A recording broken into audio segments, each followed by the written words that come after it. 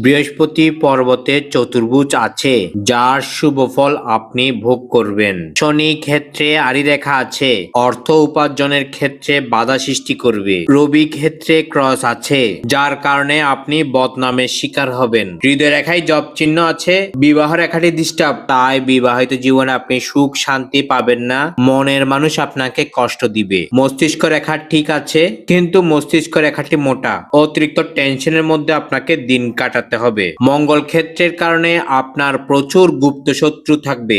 অর্থ সংক্রান্ত সমস্যায় আপনি জড়িয়ে পড়বেন, কারণ আপনার সুস্পষ্ট ভাগ্যরেখা নেই। শরীর স্বাস্থ্য কোনোভাবেই ভালো থাকবে না। জীবনের লক্ষ্য হবে এলোমেলো। শুক্র পর্বত দুর্বল, অযথা টাকা খরচ হবে। যেহেতু আপনার অভ্যন্তরীণ মঙ্গল ক্ষেত্রটি অনেক দুর্বল, সেখানে অনেকগুলো আড়ি রেখা রয়েছে। আপনার জীবনে একটা না একটা ঝামেলা লেগেই থাকবে।